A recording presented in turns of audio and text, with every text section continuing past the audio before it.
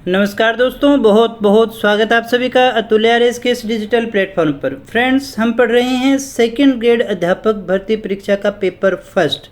दोस्तों ध्यान दीजिएगा, हम कौन सा पेपर पढ़ रहे हैं। पहले पेपर की बात कर रहे हैं, जो हमारे फर्स्ट पेपर का सिलेबस है, जीके का सिलेबस है, जो सभी विषयों के लिए अनिवार्य होता है, हम उसके विषय में बात कर रहे हैं।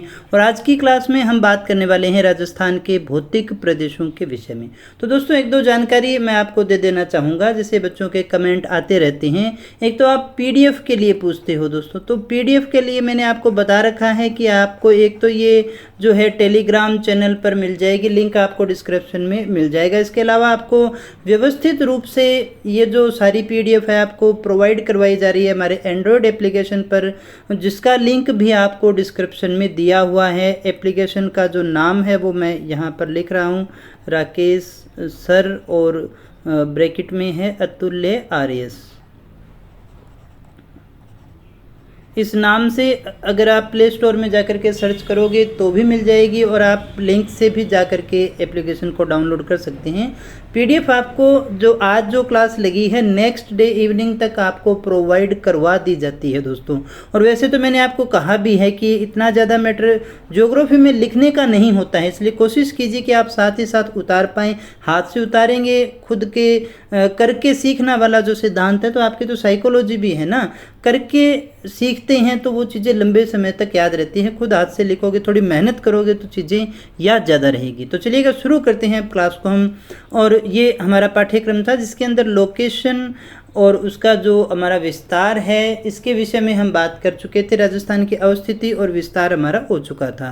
अब हम आगे बढ़ते हैं और राजस्थान की भौतिक विशेषताओं के विषय में बात करते हैं, भौतिक प्रदेशों के विषय में बात करते हैं कि राजस्थान में कौन कौन से भौतिक प्रदेश हैं।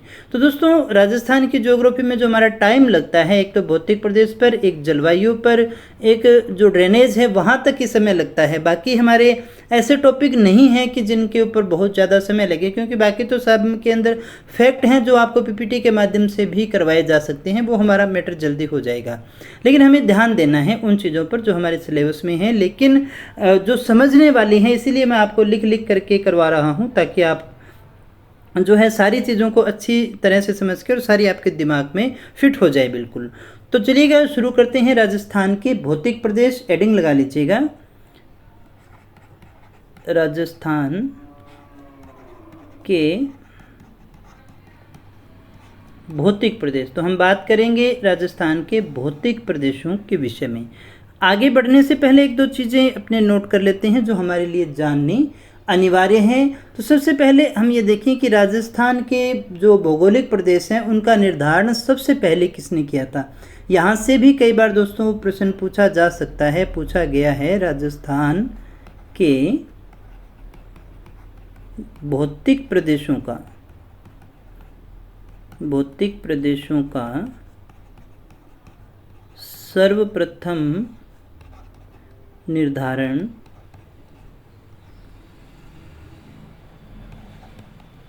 प्रोफेसर वीसी मिश्रा ने राजस्थान का भूगोल, ये पुस्तक का नाम है, राजस्थान का भूगोल, समय है 1966 से 68 का में किया। तो दोस्तों यहाँ जो हमारे दिमाग में आती है सबसे पहली बात यही है कि जिन भौतिक प्रदेशों को जिन भौतिक प्रदेशों को हम पढ़ते हैं, वैसे सामान्यतः 4 भौतिक प्रदेशों में बांटा जाता है राजस्थान को। तो ये जो भौतिक प्रदेश का निर्धारण है वो सबसे पहले किसने किया था दोस्तों? तो वो सबसे पहले विभाजन करने का कार्य किया था प्रोफेसर वीसी मिश्रा ने राजस्थान के भूगोल के अंदर। 1966 से 68 का ये टाइम था दोस्तों। और आपको जान के आश्चर्य होगा, उन्होंने इसे जो है 4 भागों में नहीं बांटा था, उन्होंने इसे 7 भागों में बांटा था दोस्तों। उन्होंने राजस्थान को 7 भौतिक प्रदेशों में बांटा था।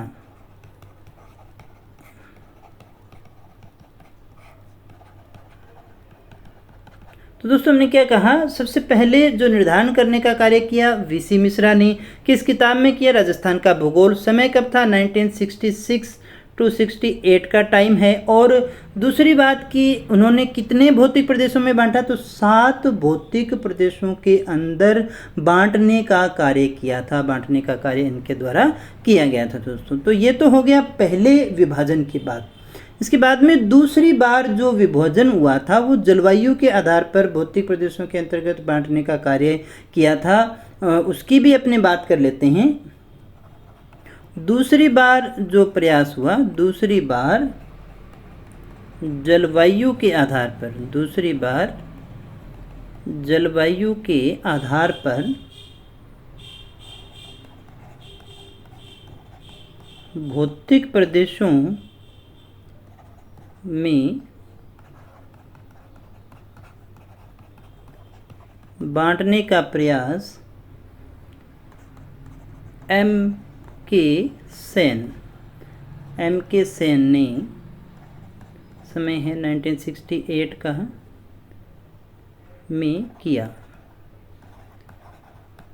तो दोस्तों पहली बार जो बांटा था वो वीसी मिश्रा ने बांटा, दूसरी बार बांटा था एम के सेन ने।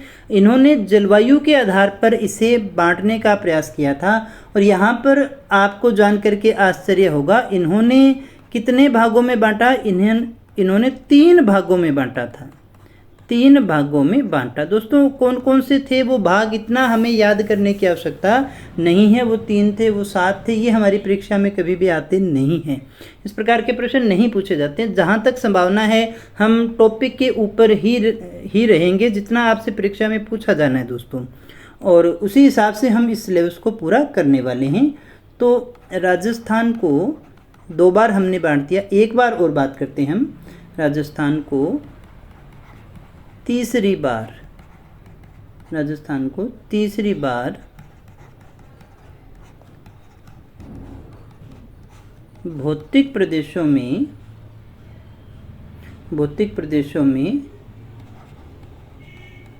विभाजित करने का प्रयास, इसको विभाजित करने का प्रयास किया था डॉक्टर रामलोचन सिंह ने, रामलोचन सिंह ने, समय है 1971 ने किया। इन्होंने देखिएगा कितने भागों में बांटा, 2 भागों व 4 उपभागों तथा 12 लघु प्रदेशों में बांटा।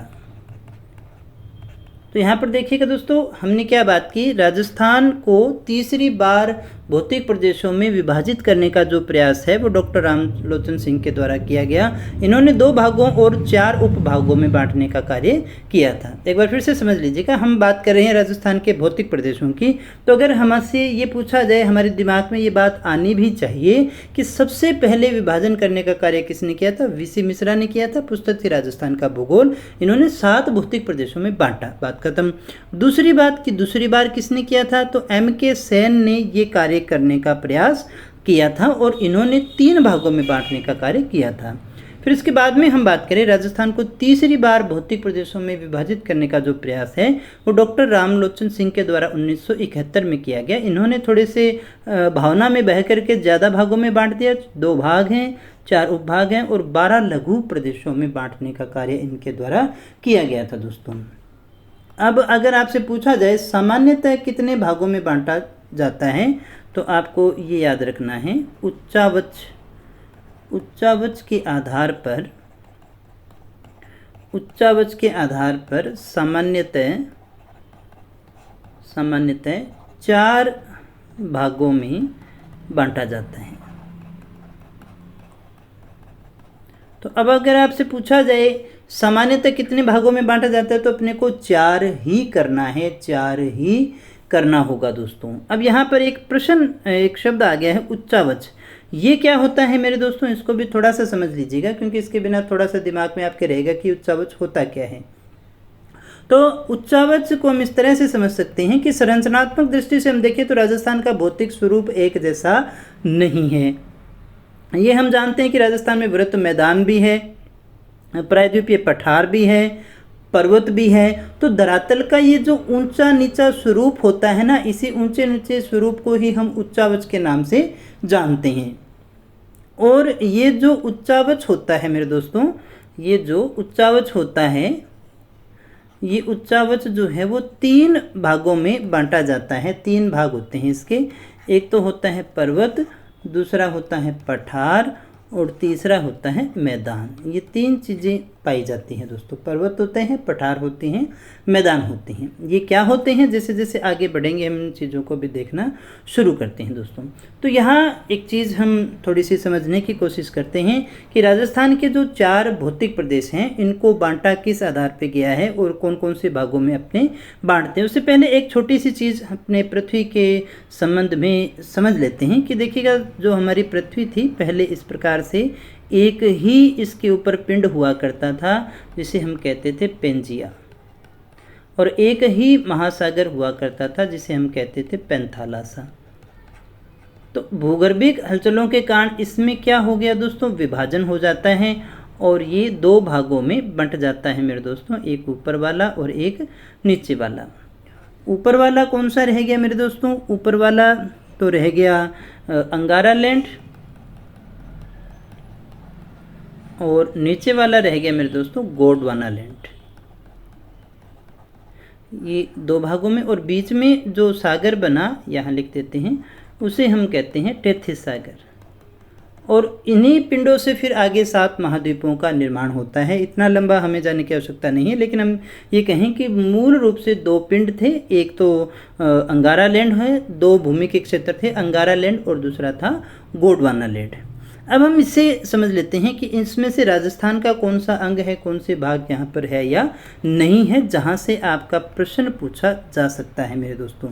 तो ये समय है प्रागैतिहासिक काल का। प्रागैतिहासिक काल की अगर हम बात करें, प्रागैतिहासिक काल, या हम इसे कहते हैं कार्बोनिफेरस युग, कार्बोनिफेरस युग। तो दोस्तों इसमें जो हमने बात की, जो स्थलाकृतियाँ हमारे पास में थी, वो हमारे पास में स्थलाकृतियाँ कौन कौन सी थी, तो यहाँ पर देखिएगा, एक तो हमारे पास में था अंगारा लैंड, एक तो हमारे पास में था अंगारा लैंड, एक हमारे पास में था टेथिस सागर बीच वाला हिस्सा। दोस्तों हम उतना ही बात कर रहे हैं जितना हमारे सिलेबस को समझने के लिए अनिवार्य है। हम पूरा भौतिक भूगोल यहाँ पर नहीं पढ़ रहे हैं, अन्यथा फिर हम पृथ्वी का पूरा निर्माण समझते हैं। आपकी परीक्षा में नहीं आना है, इसलिए मैं उसकी बात नहीं कर रहा हूँ। कोशिश करें कि आप भी जब पढ़ें तो सीमित रह पाएँ अपने पाठ्यक्रम तक।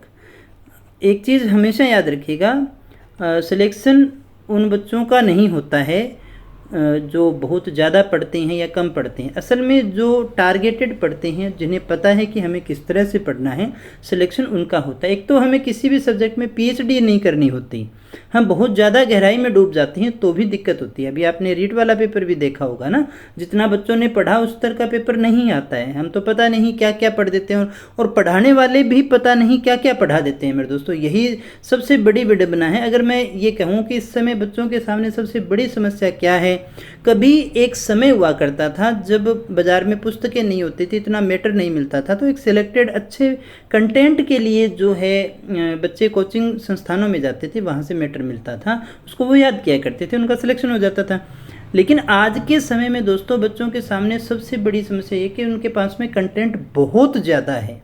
बाज़ार में बहुत सारी किताबें हैं, बहुत सारी पीडीएफ है, बहुत सारे चैनल है, बहुत सारी एप्लीकेशंस है। बच्चा क्या पढ़े, कहाँ से पढ़े, ये कन्फ्यूजन हमेशा रहता है। तो आपको हमेशा अगर सफलता प्राप्त करनी है, वरना लास्ट समय तक, परीक्षा आने तक आप मैटर का चुनाव करते ही रह जाते हैं। तो आप पहले से डिसाइड कर लें हमें कहाँ से क्या चीज़ें पढ़नी है। जिस क्लास को आपने ज्वाइन कर लिया, आपको बातें समझ में आ रही है, फेथ तो देखिएगा आपको किसी न किसी पे करना ही पड़ेगा, चाहे वो आप मुझ पर करें, किसी और पे करें, आपको करना ही पड़ेगा। उम्मीद हम करते हैं कि सभी अच्छा पढ़ाते हैं। मैटर आपको वही बताया जाएगा, जिसकी बात आपको समझ में आती है उसको शुरू कर दीजिए, है ना। तो कभी भी पीएचडी की तरफ नहीं जाना है, कोशिश करें जो टॉपिक है वो आपका क्लियर बिल्कुल हो जाना चाहिए। तो अंगारा लैंड की बात करें तो क्या इसका राजस्थान में कोई अवशेष है क्या? इसका राजस्थान में कोई अवशेष है क्या? तो इसका राजस्थान में कोई भी अवशेष हमें देखने को नहीं मिलता। टेथिस सागर के अवशेष राजस्थान में है क्या? बिल्कुल है। एक तो मरुस्थलीय जो प्रदेश है हमारा उसमें है, और दूसरा पूर्वी मैदानी प्रदेश, पूर्वी मैदानी प्रदेश। गोंडवाना लैंड का हिस्सा है क्या? बिल्कुल है। गोंडवाना लैंड का कौन सा हिस्सा आ गया? एक तो अरावली, और दूसरा कौन सा आ गया दोस्तों? दूसरा आ गया दक्षिणी पूर्वी पठार व हाड़ौती का पठार, हाड़ौती का पठार। तो यहाँ से आपसे एक क्वेश्चन पूछा जा सकता है, टेथिस सागर का अवशेष कौन सा है, गोंडवाना लैंड का अवशेष कौन सा है दोस्तों। एक और बात अपने आगे यहाँ पर नोट कर लेते हैं जो आपसे कभी भी परीक्षा में पूछी जा सकती है कि राजस्थान के जो भौतिक प्रदेश हैं, राजस्थान के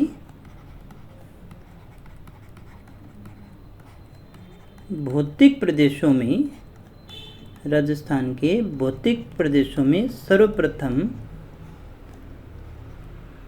अरावली पर्वतमाला का, अरावली पर्वतमाला का निर्माण हुआ। तो अगर आपसे पूछा जाए जो हमारे यहाँ पर भौतिक प्रदेश हैं उनमें सबसे पहले भौतिक प्रदेश कौन सा बना था, तो सबसे पहले अरावली का निर्माण हुआ था। फिर उसके बाद में, उसके बाद दक्षिणी पूर्वी पठारी प्रदेश का निर्माण हुआ। पठारी प्रदेश का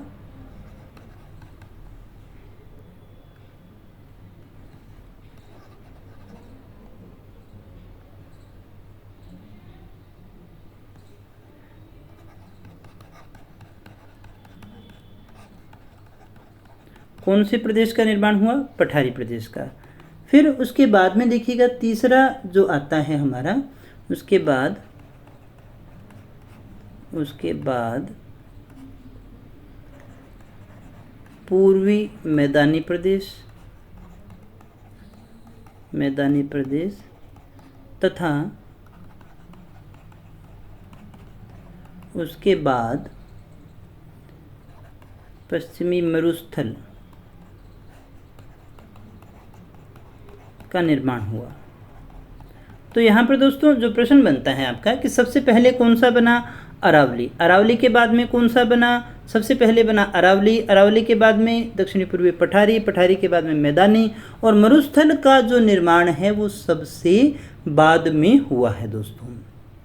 यानी सबसे नवीन अगर आपसे पूछा जाए सबसे नवीन कौन है तो वो है मरुस्थल, और सबसे प्राचीन पूछें तो वो कौन सा रह गया राजस्थान का हिस्सा, वो रह गया मेरे दोस्तों अरावली जो है वो सबसे प्राचीन माना जाएगा, और सबसे नवीन जो है वो मरुस्थलीय प्रदेश को माना जाता है। या हम इसको इस तरह से कहें सबसे बाद में कौन सा बना तो मरुस्थलीय प्रदेश बना, उसके बाद में जो है सबसे बाद में बनने वाला मरुस्थलीय प्रदेश है, लेकिन सबसे पहले बनने वाला जो है अरावली प्रदेश है। इस क्रम को आपको अच्छे से याद रखना है, यहाँ से भी आपसे कई बार प्रश्न पूछा जा सकता है। तो यहाँ आप इसको इस तरह भी से भी रख, सबसे पहले अरावली, अरावली के बाद में कौन सा है दक्षिणी पूर्वी पठार, पठारों के बाद में दोस्तों क्या बना मैदान, और मैदान के बाद में दोस्तों क्या बना, मैदान के बाद में बना मरुस्थल। इस तरह से आप इसको याद रख सकते हैं और यही हमें याद भी करना है दोस्तों। तो यहाँ से आपसे प्रश्न पूछा जाता है इसलिए हम इसमें बात कर रहे हैं। अब आगे बढ़ते हैं दोस्तों और अपने पहुँच जाते हैं राजस्थान के भौतिक प्रदेशों में, उनका विभाजन कर लेते हैं। तो कितने भागों में बांटा जा सकता है, अभी हमने बात भी की थी। राजस्थान के भौतिक प्रदेशों को सामान्यतः 4 भागों में बांटा जाता है। सामान्यतः कितने भागों में बांटते हैं मेरे प्यारे दोस्तों? 4 भागों में हम बांटते हैं।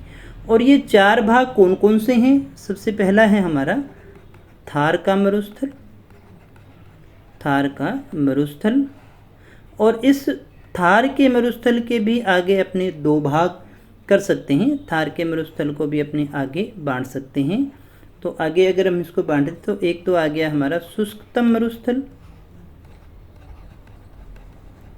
शुष्कतम मरुस्थल, और एक आ गया हमारा अर्ध शुष्क मरुस्थल।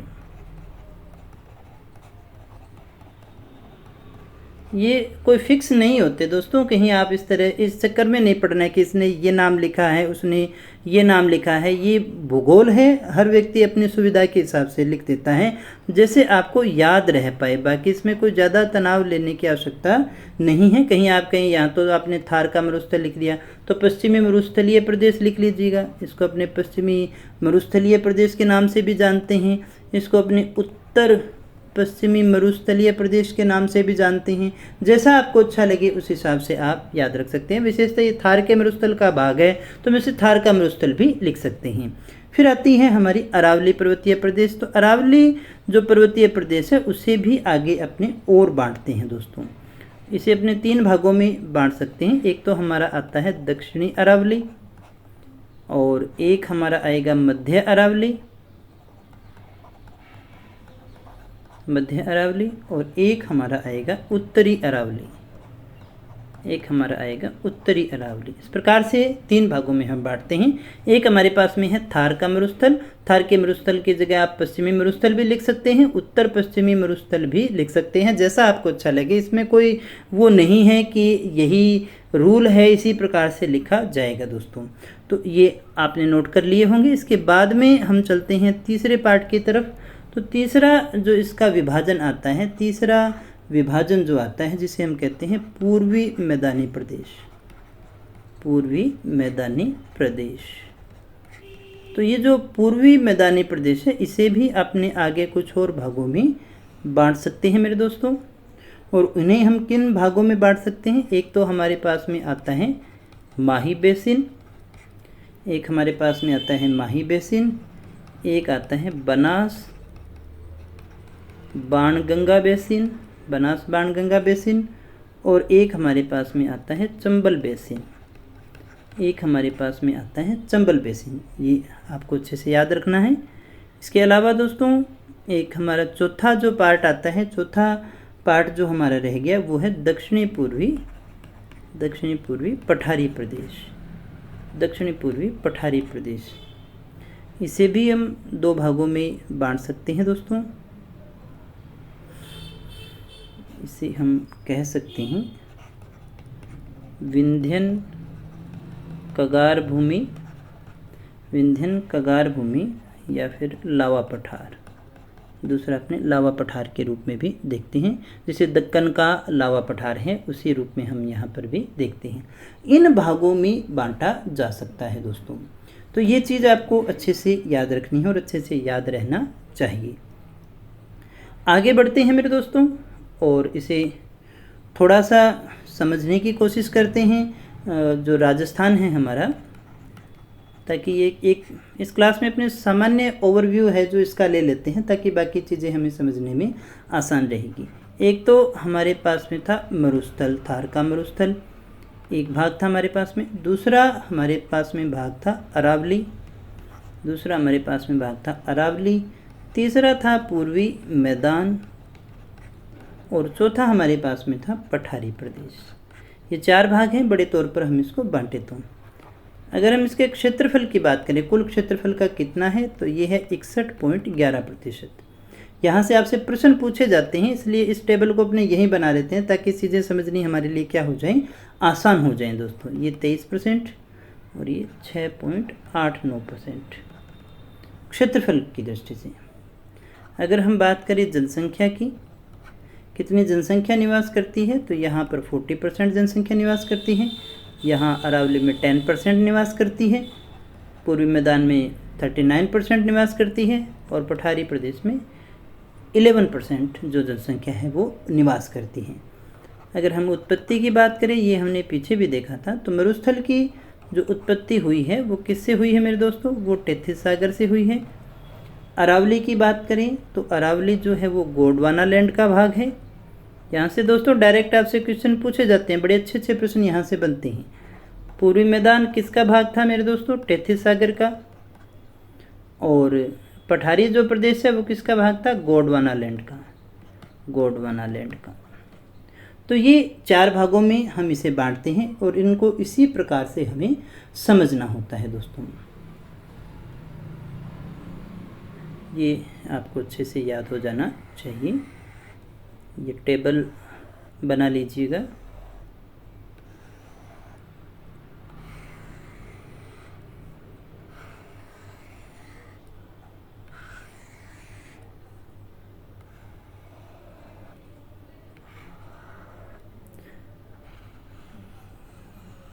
आप कॉपी में बनाएं तो बिल्कुल सीधा सीधा बना सकते हैं।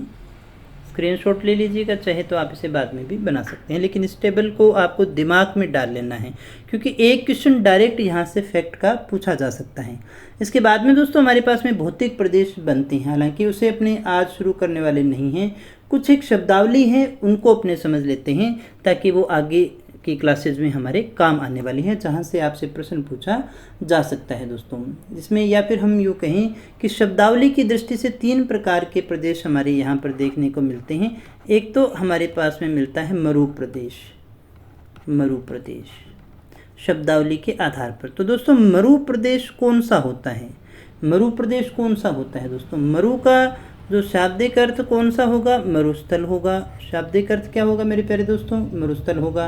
इसमें मरुस्थल प्रदेश शामिल है और इसमें मरुस्थल के साथ साथ में पूर्वी मैदानी प्रदेश को भी शामिल किया जाता है।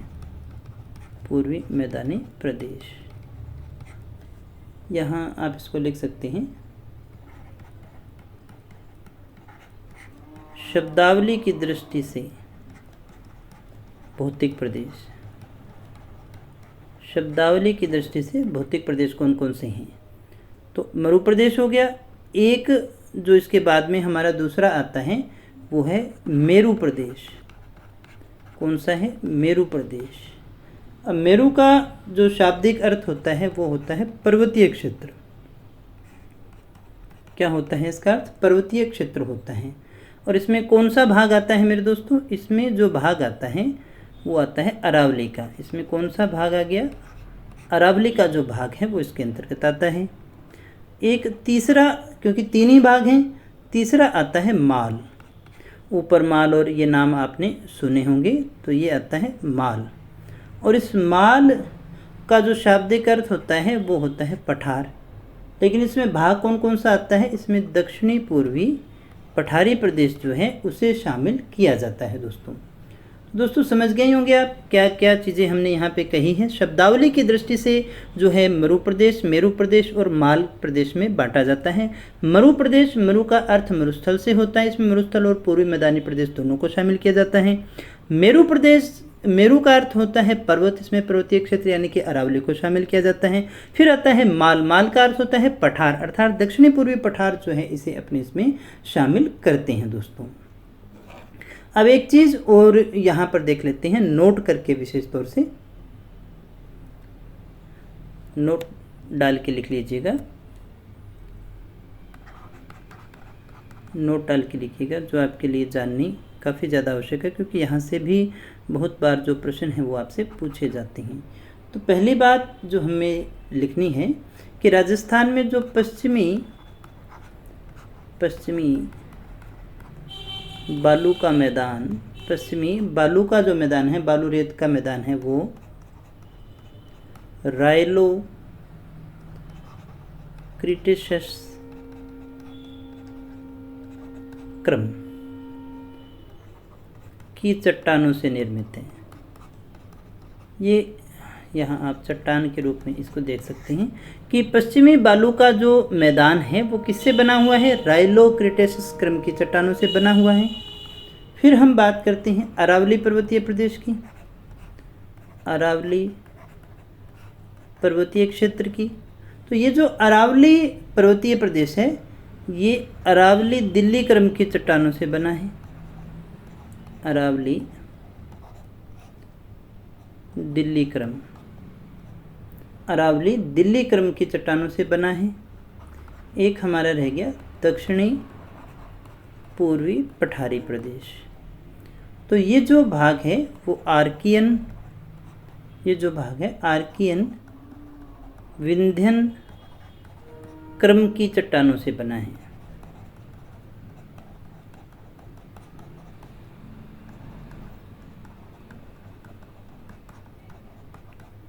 विंध्यन क्रम की चट्टानों से बना है। तो दोस्तों आराम आराम से आपको सारी चीज़ें समझ में आ रही होगी। चिंता मत कीजिए, हम जल्दी ही सिलेबस पूरा कर लेंगे। इस तरह से भी करेंगे तो मैं आपको बहुत जल्दी सिलेबस पूरा करवा दूंगा। लगभग मुझे उम्मीद है 2 महीने के अंदर अंदर हम इस पूरे पाठ्यक्रम को कर लेंगे दोस्तों। हमें इससे ज़्यादा समय नहीं लगना है। शुरू की ये जो चीज़ें हैं जहाँ समझने वाली है वहीं पर हमें टाइम लगाना है। जहाँ फैक्ट होंगे वहाँ पर अपने पीपीटी के रूप में भी बात करेंगे ताकि हम जल्दी से जल्दी चीज़ों को कवर कर सकें दोस्तों। तो मुझे उम्मीद है सारी बातें आपको अच्छे से समझ में आ रही होंगी। तो यहाँ देखिएगा, आज जो कुछ भी हमने देखा है राजस्थान के भौतिक प्रदेशों के विषय में हमने बात की है मेरे दोस्तों। तो राजस्थान के जो भौतिक प्रदेश हैं उसको हमने सर्वप्रथम वीसी मिश्रा ने बांटा था, फिर MK सेन ने बांटा था। पहली बार 7 भागों में बांटा गया, फिर 3 भागों में बांटा गया, और उसके बाद में तीसरी बार इसको फिर से प्रयास किया था रामलोचन सिंह ने। इसे 2 भागों, 4 उपभागों और 12 लघु प्रदेशों में बांटा। उच्चावच के आधार पर हम इसे 4 भागों में बांटते हैं।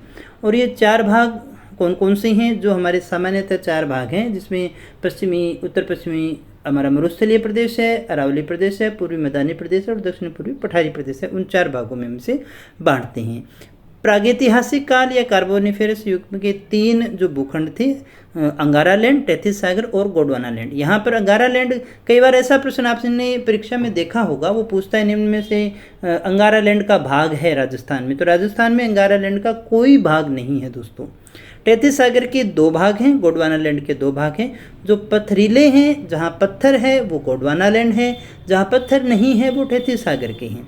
तो मरुस्थल और पूर्वी मैदानी प्रदेश में पत्थर नहीं होते, तो फिर इसमें आ गया। अरावली और दक्षिणी पूर्वी पठार जो है वो गोंडवाना लैंड के हिस्से में आता है, उससे बना हुआ है दोस्तों। राजस्थान के भौतिक प्रदेशों में सर्वप्रथम अगर हम काल की बात करें किसका निर्माण हुआ, तो सबसे पहले अरावली बनी, उसके बाद में दक्षिणी पूर्वी पठारी प्रदेश बने, उसके बाद में मैदानी प्रदेश बने, और उसके बाद पश्चिमी मरुस्थलीय प्रदेश बने। इनका क्रम आप याद रख सकते हैं, अरावली, दक्षिणी पूर्वी पठार, मैदान, और सबसे लास्ट में जो आता है हमारा, या हम यूँ कहें सबसे नवीन जो है वो कौन सा है, वो पश्चिमी मरुस्थल का नाम हमारे पास में आता है। सबसे नवीन भूखंड हमारा यही रह गया मेरे दोस्तों। इसके बाद में दोस्तों जो हमने बात की थी भौतिक प्रदेशों को सामान्यतः जिन 4 भागों में बांटा था, हमने उसकी चर्चा कर ली थी अच्छे से। इन 4 भागों में बांटा गया है। किसमें कितना क्षेत्रफल है, कितनी जनसंख्या रहती है, जहाँ से सामान्यतः आपसे प्रश्न पूछा जा सकता है। मरु प्रदेश शब्दावली के आधार पर भी हमने देखा था, मरु, मेरु और माल के रूप में बांटा गया था।